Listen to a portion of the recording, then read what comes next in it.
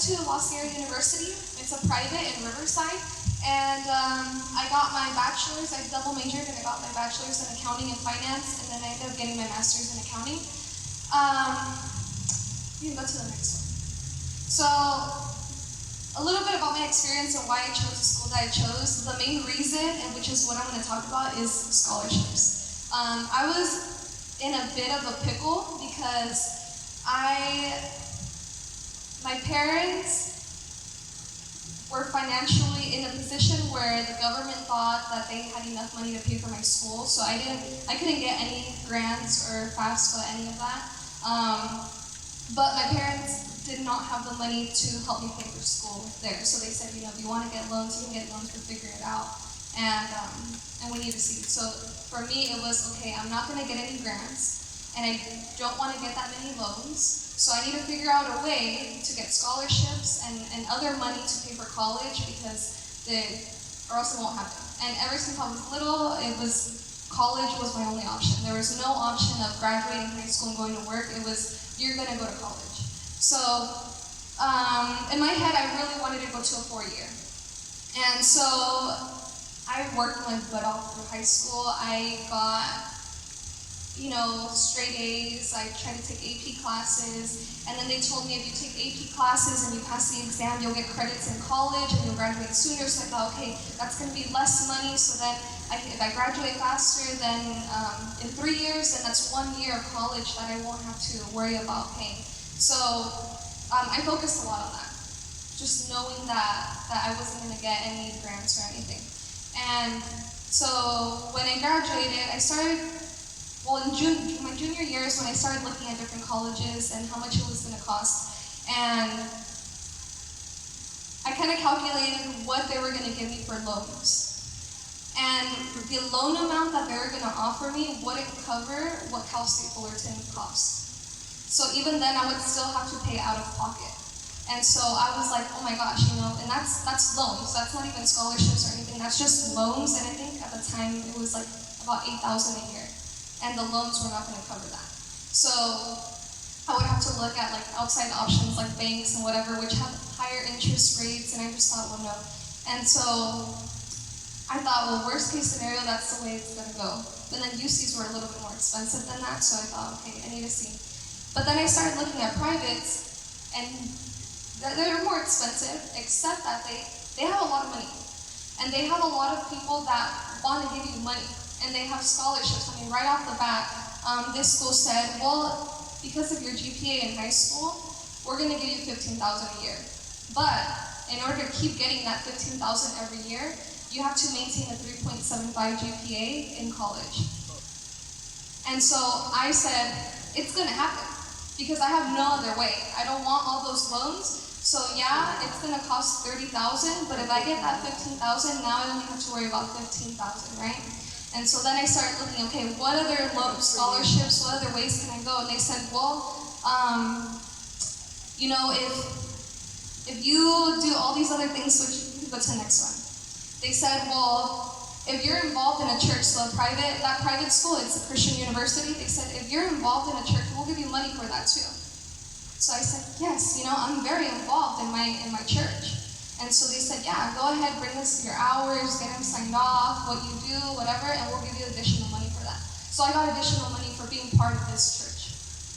And then they said, oh, well, you know what? We have something called endowment scholarships. So basically, this is people, alumni, people from outside companies that donate money to the school to help students pay for college. And so they said, all you have to do is apply and get a teacher to recommend you, basically as a reference. And by doing that, we have all this money here from donors that can be applied to your account.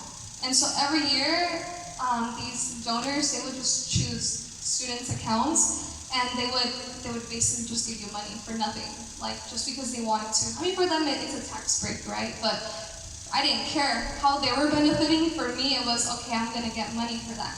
So going to this private university ended up being cheaper than what it would have been for me to go to Cal State Fullerton, essentially. And it was all because of scholarships. It was all, and there's different types. So the first one is merit-based scholarships, and like they kind of mentioned, it's based on grades, how well you do in school, how what grades you get, how much you push yourself. And so like I said, that one was a renewable one for me, so that meant that every year, as long as I kept my GPA up, I would get that 15,000. And so there was a lot of pressure for me too, because I knew that in my classes there was no messing around, no jokes, no parties, no none of that, because I had to study, I had to make sure I had a 3.75 GPA or higher in order to maintain that 15,000.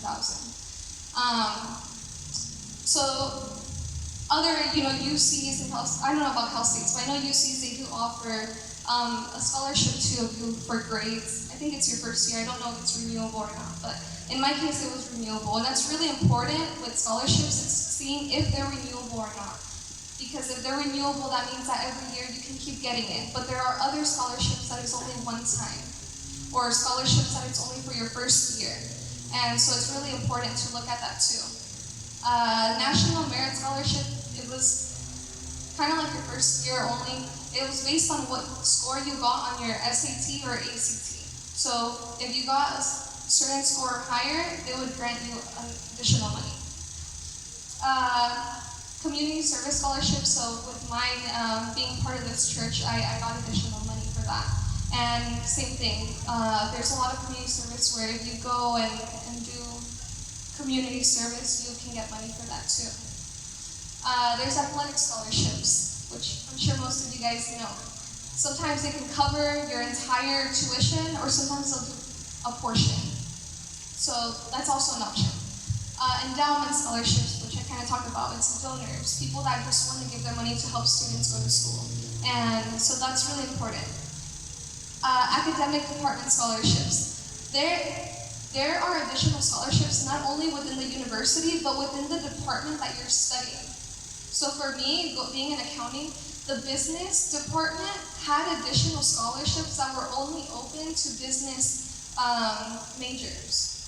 But everything, you just have to go and ask, literally. Because there's so many opportunities, it's just a matter of you going and asking. And then there's also private scholarships. There's scholarships that you can apply for online. A lot of companies, I know Disney, Coca-Cola, there's so many places that offer scholarships. It's a lot of work. Sometimes you have to do essays or do applications and stuff like that. But it's all worth it at the end when you get that money, because it's free money. You never have to pay it back, and it's just money for you to go to school. And for me, in my case, what I would do is I didn't really focus on those big name scholarships, because I felt like I didn't really have a chance, and so many people knew about those already. So I had accounts with like these other ones, Sallie Mae, Go College, FastWeb, and basically these websites, you create an account, and then there's a bunch of scholarships that companies that they work with, or scholarships that they work with, and you can apply to multiple in hopes that you'll get at least a few. And so it's really important to just go and at least try and apply to whatever you can apply. If you have to write an essay, but if you can get some money, it's going to be really beneficial for you. But my biggest thing is ask questions. No matter what it is, so for me, with my parents, I had to see what their plans were too, because it wasn't just, I'm going to go to college. I knew that I couldn't dorm because it was going to be too expensive, so I had to look at schools around me. And then I remember talking to my parents, and they thought I was ridiculous, but I was like, you know what, I know I want to go to college, but I need to know what your plans are, because I'm going to live at home while I go to college, and I need to know if you guys are going to move or not. Where are you guys going to be living when I graduate from high school? Because if you guys are planning on moving somewhere else, then I need to look for schools around that area, which my parents did end up moving. They didn't stay in Orange County, they ended up going out to the Riverside area, which is why I look for schools out there as opposed to over here. Same thing at school, counselors, whatever it is, ask questions. If you don't know something, ask them. Make appointments, bother them. That's what they're there for. And at the end of the day, you're going to benefit from it. When you go to colleges and you start researching them and seeing which ones you're interested in, Go and tour, get tours for the school and ask questions. When you get your financial advisor for within the university or college, whatever, ask questions. If you don't understand how a loan works, how a scholarship, a grant, whatever, ask questions and they'll provide all that information. If you're worried about paying for school, ask questions because chances are they have other people or they know other people who can help you and who can give you more money. One year, I remember I just went to my counselor, my financial aid counselor, and I said, you know what? College is expensive. I just made that comment. And he said, yeah, it is. He goes, are you struggling? I'm like, a little bit, I don't want to get any more loans. And he said, okay, let me see what I can do. That's literally all he said. The next day he called me and he said, Monique, if you apply for this, you'll get $5,000. And I got it like that. So talk to people, ask questions. You never know what they know, people that they know, programs that they know, and things that you can apply for that will benefit you. And same thing, professors. One of the reasons why I chose a private at the end of the day was, aside from the scholarships, I wanted smaller class sizes. So I knew that UCs and all that, I was going to be put in classes where I would never be able to see a professor. And being in a private, it was truly a blessing because I was able to communicate with my professors at any point in the day whenever I wanted. 1 a.m. in the morning, I could text my professor, she would answer. My professor, not a student aide. We didn't even have student aides because the professors did it all. So it was really nice because with them it was one-on-one. I had classes that we would have 15, 20 students. So everything was really specialized. I could ask questions in the middle of the lecture and they didn't care. They wanted us to do that. If I was struggling on something, I could ask for additional tutoring hours from the professor, not from another person. The professor would take the time to give me extra tutoring if I needed it from her own time. Even outside of office hours if they needed to. So it was really nice having that and having them as mentors later on because they had a lot of contacts that ended up helping me out and got me to where I am now.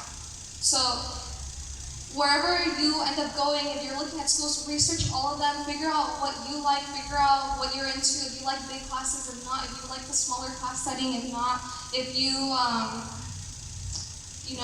want to go away from home and if you're able to, if you want a dorm, if you don't, look into every aspect of it and ask as many questions as you can so that you can get all the information that you need.